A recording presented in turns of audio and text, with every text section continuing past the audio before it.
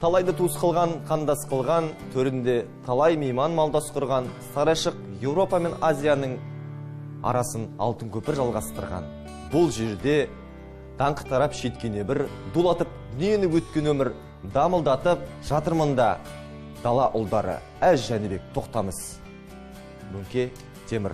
Армысыздар көрермен, Атырау арнасында Атырау Квест. Атырау облысы тарихи өлкетану музейінің бүгін біз археология экспозиция залындамыз. Бүгін біз орта ғасырға саяхат жасаймыз. Бізбен бірге саяхат жасайтын команда Атырау облыстық қоғамдық саяси газетінің жас қызметкерлері. Атырау газетінің командасы ортамызда. Ал команда қош келдіңіздер. Бүгін сіздер Атырау Квест ойындасыздар. Команда капитаны өзіңіз Амандық, команда мүшелері Гүлдана, сонымен қоса Салтанат. Жалпы ойынға дайындық қалай команда? Амандық өзіңіз. Дайынбыз енді. 100%-ға жақын. 100%-ға жақын. Өте керемет. Атырау Квест бағдарламасын бұрын соңды эфирден, немесе әлеуметтік желіден тамашалап көрдіңіздер ме? Немесе біреулерден естіп көрдіңіздер ме? Жалпы таныспыз. Естідік. Амандық, ойынға дайындық 100% дайынбы деп келдіңіздер. Ал енді Гүлдана мен Салтанатқа қандай жүктеме бар? Олар логикаға, есепке жүйрік пе, тарихқа жүйрік пе? Қалай ойлайсыз? Гүлдана қай бағытына жүйрік болып келеді? Енді сіздер жас қызметкерлер, яғни журналистер болғасын жерде, мен ойлаймын Гүлдана мәдениет жағына, тарих жағына жақындау деп. Бұлай емес пе Гүлдана? Өзіңіз айтып жіберсеңіз, мәдениет жағына, өлкенің республика мәдениет майталмандарын және мәдениет қызметкерлерін нақты білесіз, иә? Енді 100% демеймін, бірақ шамалинше білемін. Керемет. Ал Амандық, сіз менің білуімше сайт қызметкерсіз, яғни веб-редактор деп айтқанда, да? Қателеспесем. Енді сайт әлеуметтік желі барлық ақпараттар, барлық ақпарат күші сода. Сізді енді барлық жағынан танимыз деп бүгін ойында мен өз басым есептеймін. Ал енді Салтанатты қай бағыттан бүгін танимыз ойында? Салтанат сол бүгінгі ойында ашылатын бар. Бүгінгі ойында ашылатын бар. Ендеше көреміз. Олай болса, археология деген сөздің өзі грек тілінен аударғанда қазақ тілі сөзбе-сөз. Архео ескі, логия ғылым дейтін ұғымды білдіреді, яғни ескіні зерттеймін деген ұғымды білдіреді. Бүгін біз ескіні зерттемейміз, бүгін біз ескілерді зерделейміз, қараймыз, танысамыз. Олай болса, ойынымыз басталды. Команда капитаны өзің Амандық, сонымен қоса Гүлдана, Салтанат. Команда ұраны. Атырауды тану Атыраудан басталады. Керемет. Ұрандарыңыз өте керемет. Олай болса, команда ойын шарттарымен түсіндіре кетейін. 20 минут уақыт беріледі, 8 сұрақ болады. Команда капитаны Амандық өзің шешімді қабылдайтынсыз. Бірақ команда мүшелерімен ақылдасасыздар. Бұл жерде ойнай жүріп ойлау. Ендеше дайынбыз ба? Сұрақ сіздерге беремін. Мына жерде сұрақтар, барлық сұрақтар осы экспозиция залында болады. Ендеше бір-бірлі сұрақтан оқып, жауап беріп келесі сұраққа көшеміз. Бірінші сұрақ, ал кетті, оқимыз. Өлкеміздің Мақат ауданы Сағыз өзенінің сол жақ жағалауында орналасқан Алтын Орда дәуірінде Сарайшық қалашығынан шығып орталық Азияға баратын ескі Ноғай керуен жолында сауда керуендеріне қызмет еткен керуен сарайын атаңыз. Қаламсап сізге. Бұл сұрақтың жауабы өздеріңізден қараңыз. Міне. Қалай дейді? Сұрақты қайтадан оқыңызшы, команда. Мына мүше, Салтанат. Өйткені ән тұру, ән жауап тұр. Ноғай керуен жолында сауда керуен еткен деп Мақат ауданы сатының тұру? Соны айтам. Сонымен, бірінші сұрақтың жауабы. Команда. Гүлдана, сіз қалай ойлайсыз бұл сұрақтың жауабы? Жазып атырық қой жауабын. Жауабын жазамыз және айтамыз. Айтамыз ба? Жауабы айта берейік па? Айта беріңіздер. Жауабы Таскешу керуен сарайы. Дұрыс. Өте керемет. Бірінші сұраққа дәл жауап беріңіздер. Келесі сұраққа көшеміз. Осы арадан 4 қадам алға жүріңіз. Осы тұрған жерімізден ғой, да? Иә. Витрина ішінде орналасқан 55 тізбектен тұратын әшекей бұйымын табыңыз. Және біз қалай тұрмыз? Біз тұрған жерімізден 4 қадам алға жүріңіз дейді. Ал алға 4 қадам жүреміз. 1, 2, 3, 4. Я. Әшекей. 4 қадам алға жүріңіз дейді. Содан кейін сұрақ. Сосын витрина ішінде орналасқан 55 тізбектен тұратын әшекей бұйымын табыңыз. Витрина ішінде орналасқан 55 тізбектен тұратын әшекей бұйымды атаңыз дей ма, жазыңыз дей ма? Бұйымын табыңыз дейді. Бұйымын іздейміз.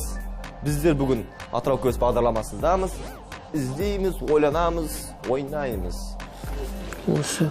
Оның 55 екенін санау керек болып тұр ғой. Ал санап көрейік, 55. Осы сияқты. Қайсысы екен? Сосын бұны көрсетеміз де, қолмен көрсету керек те. Көрсетіңіздер, жазыңыздар. Бұл жерде жазба түрінде қараймыз да, ауызша түрінде сараптап жерде дейтін боламыз. Анау сияқты сол. Қайсы? Мына болып Мынау не? осы деймін, мына асыр деді. Дұрыстап санап алшы, Тәспек 33 ғой, келді соған. Осындай. 33 дейді. Сонымен келіп тұр, мұның себебі. Айтылып тұр екен атауы? Жоқ, соған жақын деген ғой, ана. Моншақта берілген. Моншақта? Осы нетеміз. Уақытымыз жақындаса айтып қоясыз ғой, уақыт. Еншілеріңізде 17 минут бар әлі, 3 минут кетті. Сұрақты. Осы арадан 4 қадам алға жүріңіз. Витрина ішінде орналасқан 55 тізбектен тұратын әшекей бұйымын басқа не керек те? Бұның атауы бар ма екен? Моншақтар деп тұр ғой тек қана. Әшекей бұйымы атауы деп? Витринадағы атауы моншақтар. Ал енді оның жеке қасында атауы ештеңесі жоқ, бірақ нөміріме бірдеңесі тұр ғой. Q75-78 дейді. Атауы сол екен? 75-78 проба. 78 проба, да? Атау жоқ енді осы. Соңғы әрі нақшығымыз осы. Моншақтар бұлар Ойланамыз. Басқа ақпарат жоқ. Ойланатыны жоқ. Қай Команда капитаны шешім қабылдайтын өзің. бұйым екенін көрмеген жоқ ондай. Команда капитаны шешімді қабылдайтын өзіңіз. Жауабын айтайық да? Жазасыз да, айтамыз да. 55 дейміз. Сонымен 55 қай моншақ екен? Бұның жауабы бізден сол жақта тұрған моншақ. Сонда бұл 55, бұнда мұна оң жан тұрған моншақ саны аз ба сонда 55 болмай ма? Көп ба? Мүмкін санап көреміз. Ойлаймыз. Уақыт жоғалтып істейміз. Уақыт жоғалтпаймыз. Уақытымыз бар ғой әлде? 14 минут уақыт бар. Пайдаланайық тұратыр. Ананы санайық. Әлі 6 сұрақ бар сіздерде. Мына жетеді, ана асып кетеді. Или ананы... Жоқ, біздің соңғы жауабымыз осы. Нетейік, үнемдейік. Жаздық. Сол жақта. Яғни жауаптарыңыз осы моншақтар деп тұрсыздар. Аха. Дұрыс. Керемет. Келесі. Қара терге сіздіңіз, бірден айтпайсыз ба дұрысты? Өйткені мен де жүргізуші, мен жауапты айтпаймын, шешімді қабылдаған кезде дұрыс екендігін айтамын. Уақытымызды құртып. Әлі де сізден шейін 15 минут уақыт бар. Ең оңай сұрақ моншақтарға қатысты болған болар деп ойлаймын. Себебі әшекей бұйым дегенде бірден барып таптық. Дегенде сәл уақыт алған болар, өйткені анау моншақтағы тастарын санау керек болды, санын көрсету керек болды. Барлық сұрақ былай негізі ондай қиын емес, егер адам ойланса.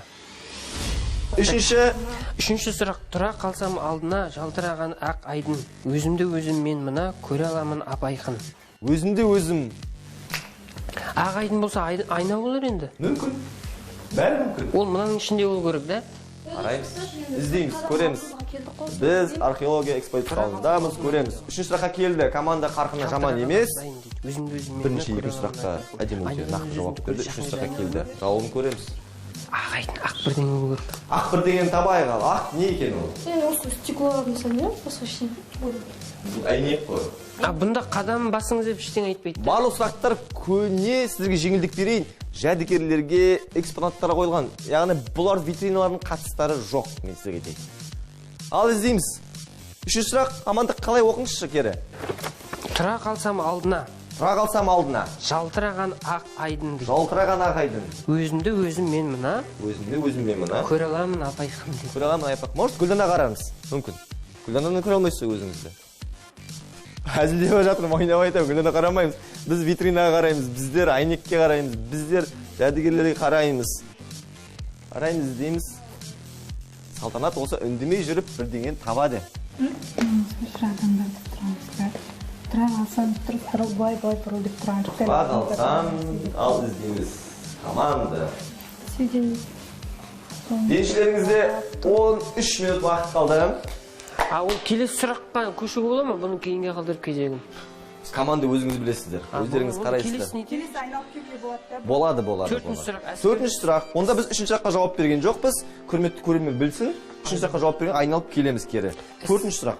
Әскерді соғыс өнеріне жаттықтыру барысында арнайы дыбыс шығару үшін қолданылған сүйектен жасалған бұйым. Ал табамыз. Келесі оңай деп ойлап отырған боласыздар. Сұрақ бара-бара қиындай түседі команда. Жоқ, сүйектен жасалған бұйым. Қыздар мына жақта сияқты. Сонымен команда үшінші сұраққа жауап бермейміз, кері айналамыз деп төртінші сұраққа көшті. Төртінші сұрақтың яғни әскердегі қол саймандарға, кезіндегі әскери қызметкерлер, яғни әскер бөлімінде. Жауап береміз. Төртінші сұрағымызға дайын жауап. Мен тұр, ысқырып деп. Дыбыс шығаратын басқа ештеңе жоқ сияқты ғой. Айта берейік пе? Ал төртінші сұрақтың жауабы? Төртінші сұрақтың жауабы жебе ысқырығы. Сүйектен жасалған бұйым, сүйектен жасалған бұйым, дыбыс шығарады ысқырық. Дыбыс шыға, жебе ысқырығы. Дұрыс, керемет. Төртінші сұраққа дәл жауап бердіңіздер. Жалпы музейге арнайы іштегі заттармен, іштегі мұражайдың ішкі көрінісімен танысқан емеспін келіп. Бірақ жұмыс барысында жиі келем. Бесінші сұрақ. Орта ғасырлық құмыраға Шағатай тілінде 38 сөз өрнектелген.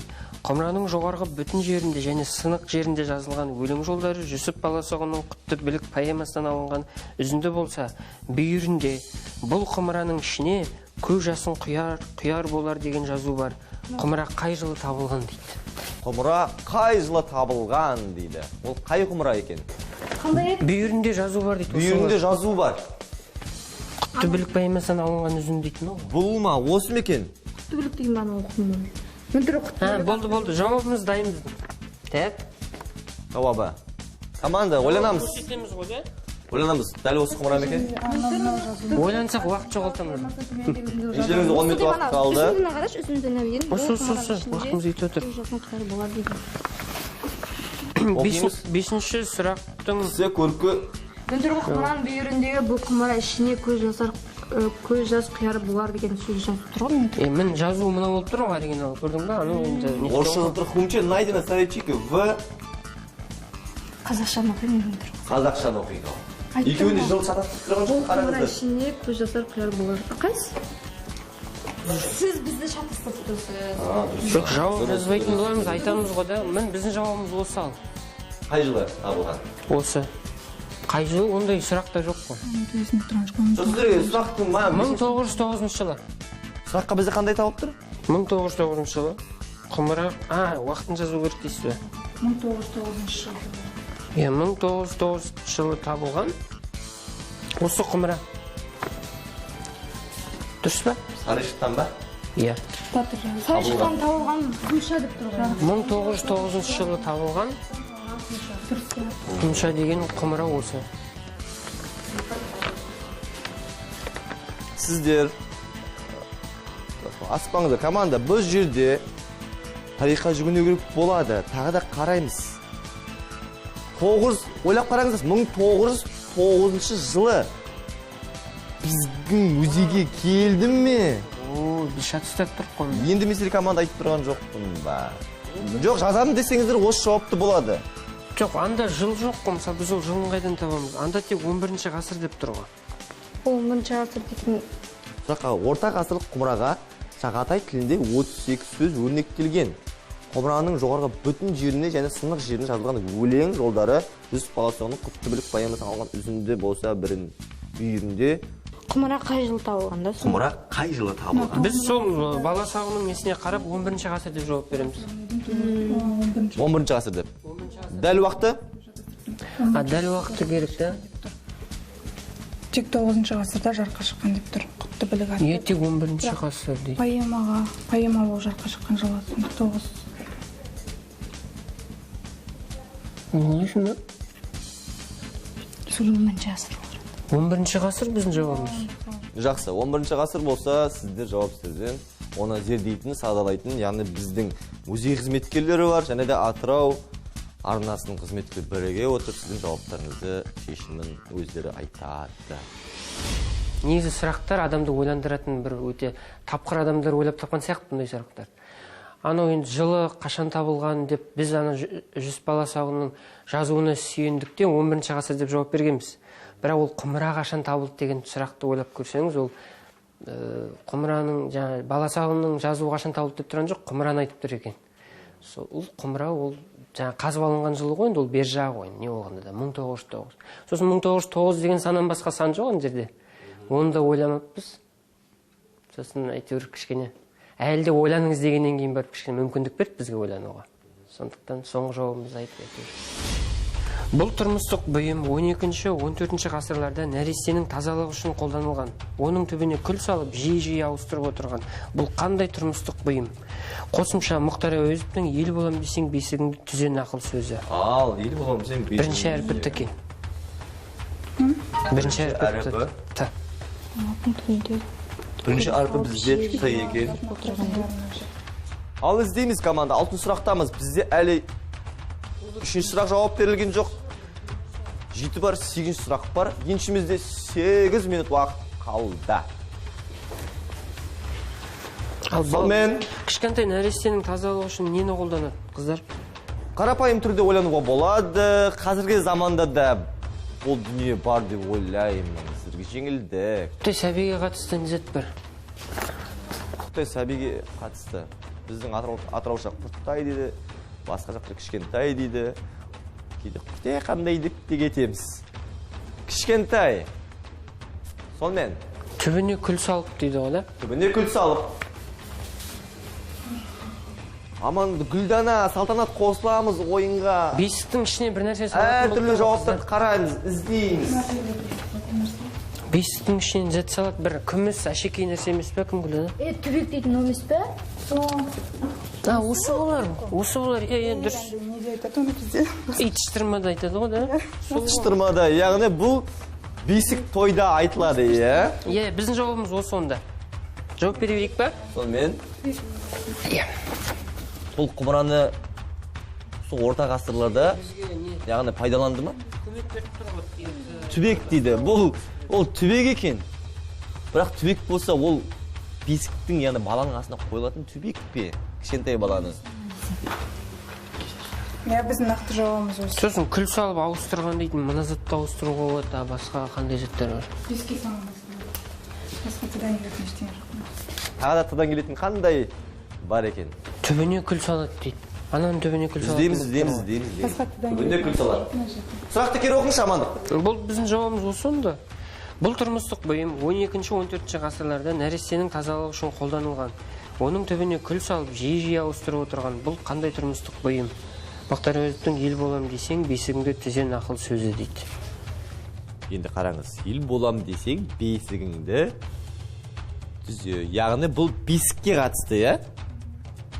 Солай ойлансақ. Енді сол бесікті білеміз ғой, иә? Бесік неден тұрады өзі? Бесіктің өзі. Бесікті көрдіңіз ғой, бесік тербетеміз балан, иә. Оның өзінің түбегі бар, шүмегі бар деген сияқты. Ол шүмекті біздер ертеректе біздер қазірінде пластикалық бұйымнан жасайды, иә? Бұрын сүйектен жасаған. Сонда бұл түбек бесіктің түбегі. Нақты шешіміміз сол. Сүйекті іздесем, сүйек жоқ болып тұр маның ішінде. Тыдан келетін Сіздерге нұсқа беріліп тұр. Ал Амандық. Сауағыңыз түбек. Қабылдайық. Дұрыс. Керемет. Біз үшін ең оңай сұрақ түбек болды. Мен түбек деп негізі айтқанмын, бірақ қасымдағы әріптестерім кішкене ойланыңқырап қалды. Себебі музейде жаңа біз қараған жерлерде мұрағаттардың ішінде тек қана түбектен басқа тыдан келетін нәрселер жоқ болды. Сондықтан түбек деп сол оңай сұрақ болды мен үшін. Салып ием қыштан үйімді, ішінен жарық көрінді. Тауып көрсен де осынан көнеден қалған бұйымды. Ал табамыз. Салып ем қыштан үйімді дейді. Ішінен жарық көрінді. Тауып көрсен де осынан көнеден қалған бұйымды. Шығыдандар деген ғой жаңа. Салып ем қыштан үйімді. Ішінен жарық көрінеді. Жоқ, қыш нәрсе деп тұр ғой кім? Қыштан жасалған да. Дұрыс. Онда біздің шырағдан анда да болды, онда қандай? Сонымен Бәрібір ғой. қараймыз. Команда жалпы қарқын жаман емес, бірақ дегенмен де әлі бір екі сұраққа жауап Біз бере үшін тек бір жерге алған көрсетуіміз керек пе, әлде қалай? Қараңыздар. Қай жерде шырағдан ба, ол мүмкін басқа нәрсе ме? Неше минут қалды? 4 минут қалды. Дедіңізге? Сонымен Тағы жолымыз жауаптарыңыз. Осы шырағдандар. Шырағдандар. Дұрыс. Шырағдан деген сөзді өзім негізі бірінші рет естіп тұрмын. Көне сөз болу керек. Шырағдан деген. Орысша аудармасы светильник деп тұр екен. Негізі ауыз тілде біздер светильник деп атамыз ғой. Сондықтан сол жағынан жақсы түсіндім. Сондықтан таптық деп. Енді соңғы сұрақ. Ертеректе су көтерілмейтін жерлерге су шығаруда егін алқаптарын суару жүйелерінде басты қызмет атқарған. Оның дөңгелегі су ішіне тігінен орнатылады. Оған суға жақсы бататындай етіліп қыш құмыралар байланады. Оның дөңгелегімен дөңгелегі бар дейді. Оның дөңгелегімен көтерілген Дөңгелегі бар? қышқылардағы су шығыр жанына орнатылған науаға құйылған. Мен бұл Осы шығыр деп жазағыш тезек Ол шығырда, иә. Үшпе сөзін естіп Екі жанда несі бар? Шығыр, біздің жауабымыз шығыр. Екі жанда байланатын бар екен, давай. Сол есек түйе болса. Біздің жауабымыз шығыр 8-ші сұраққа. Біздің қалып қойған 3-ші сұрағымыз жауап береміз енді. Қабылдайсыз ба? дәл осы шығыр деп тұрсыздар ма? Иә. Енді малдың көмегі. Оны жақсы команда. Мен айтпай қояйын, оны біздің музей қызметкерлері. Дұрыс, иә. 3-ші сұраққа жауап берейік те. 3-ші сұрақ. Дүс пайыз. Күлені ұрсайын деп тұр адам. 3-ші сұрақ кетті. Айна ма, иә. Еншілеріңіз 2 минут уақыт қалды. Айна или су да, қыздар. Көреміз, іздейміз. 2 минут уақыт қалды команда. Сонымен жалпылама сұрақтарға жауап берулеріңіз, ой жүйріктеріңіз мен үшін өте қатты ұнады, жақсы. Команда жаман емес. Бірақ кей кезде айқайлап тастағанда болмаса, онда көнейік. Тоқтата алған 3 минутты. Біздің жауабымыз дайын. Минутты қалай тоқтатамын? Сіздер маған ұрсыз, мен жүргізушімін ғой, мен бағдарлама болғасын айтамыз. Сізді тыңдасақ біз ешқашан шықпайды. Мен уақыт тоқтатып, уақыт жүре береді, уақытты тоқтату мүмкін емес. Сонымен біздің жауабымыз қола айналар. Қола айналар. Еншіңізде 1 минут уақыт қалды, бірақ уақыт тоқтатамыз. Осымен дәл барлығын сегін жауап бердіңіздер ғой. Иә. Жауап бердік қой бәріне. Уақыттарыңыз бітті. 1 минут еншіңіз қалды, уақыт тоқтатылды. Алдыңда ағайдың тұр, өзіңді көресің дейді. Енді бірден біздің ойымызға келген айна, біз жан-жағымызға қарасақ музейде айна жоқ. Енді айна дегенге айна ғой кәдімгі деп өзіңді көр. Айна жоқ, ол жаңағы жатқызылып қола айна болып шықты ғой. Оны бүйтіп еңкейгенде ғана айна екен көресің де, бұлай қақшиып тұрған айна жоқ та. Содан кейінге шегердік қой. Бірақ енді қыздар кішкене нетіп пысықтықтанып тапты ғой енді айнаны. Қыздарға жақын ғой не оны. Ал банаға біздің құмыра ше. Сол жылмен қаламыз ба? Иә. Шығыр ма? Қай құмыра? Жоқ. Сарайшықтан табылған дедіңіздер. Қай жыл дедіңіздер? 11-ші ғасыр деген бе? Ол маған да, сіздерге де маған да жұмбақ болып қалсын, оны музей қызметкерлері мен Атырау анасының қызметкерлері өздері қарап, шешімін зерттеп, тұрысын нақтысын айтады. Бірақ ол кісілерге айту керек, ана жерде жыл жазылмаған. Ана жерде қай жер жазылған? Жыл жоқ, біз тағыра бола ма? Болады, әлі уақыт тоқтатқан жоқсыздар, ойнап жатсыздар. Уақыт тоқтатылсын деп біреу айтты да сіздің команда мүшелігіңіз салтанат. Мен тоқтатпай тұрған сол себептен. 30 секунд қалды. Құмыра қай жылы табылған? Уақыт. Сарайшықтан табылған деп тұрманда сұрақтың несін қараш. Сарайшықтан табылған. Дейм ма? Орта ғасыр құмыра. 1909 жылы болады, біз алдап тұрған сияқты. Бізді алдап тұрған сияқты. Бұл бағдарлама ешкімді алдамайды. Жоқ, 1909 жылына Сарайшықтан тапқан ғой. Тапқан. Иә, соны айтып тұр ғой. Бізде 10-ші ғасыр деп қателесетін сияқты Сол сияқты. Мынау дейтін мысалға өлең жазылған болса 1909. Жоқ, құтты бүлік поэмасынан үзінді деп тұр ғой. Еншілеріңізде 10 секунд уақыт қалды. 9. Жоқ, 1909 жылы. 8. Біздің жауабымыз сол. 7. Шатастырып тұр ғой. 6. 5. Жыл жоқ қой басқа 909. 4. 3. Соңғы жауабымыз дейік па? 2. Ал бір соңғы жауаптарыңыз 909 жыл табылған. дұрыс. Бітті, уақыттарыңыз да бітті. Жалпы бүгінгі ойынға бірінші рет қатысып тұрмын, сондықтан өте қызықты болды, логикалық сұрақтар қойылды, команда бойынша барымша жауап беруге, уақыт жағын ұтуға тырыстық. Қызықты болды мен үшін. Сонымен 8 сұрақтың 8-іне нақты жауап бердіңіздер ғой. Шүйде ойлаймыз. Құрметті команда, мен жүргізушімін, сіздерге тағы айтамын. Мен негізі жобалаймын, бірақ жауаптарын я деп айтамын. Бірақ ол арғы жауаптар менде дұрыс білмеймін. Сол себепті сіздерге де мотивация беріп қойып жатқаным. Бірақ жауаптарыңыз логикаға да, бар тарихқа да сәйкес келіп тұр. Мен сол үшін сіздерге өз ризашылығымды білдіре аламын. Өте жақсы ойын болды. Ал енді команда 20 минут уақыт берілді. 20 минуттың 20 секундына дейін, 1 секундына ұтымды пайдаландыңыздар. 8 сұрақтың 8-іне де жақсы жауап бердіңіздер. Енді мен алдағы ойынға сіздерге сәттілік тілеймін. Егер осы 20 команданың іріктеу кезеңінен жақсы сүрінбей шықсаңыздар, келесі турға да сіздерге тағы да сәттілік тілеймін.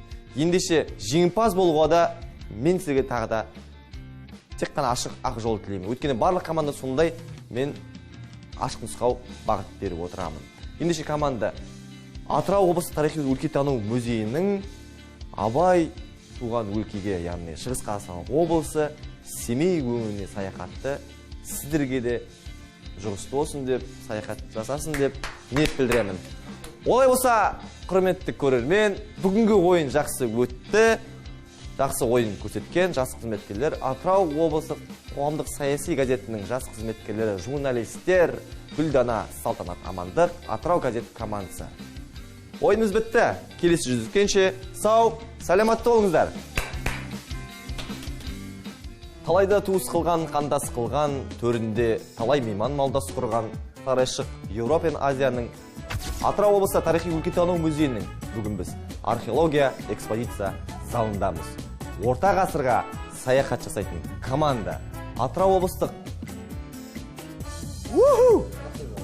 Салыстырайық та. Салтанат, көздің түрлерін білесіз бе? Көздің түрлерін білмеймін. Білем дейді, білмейді жалғастыра берші.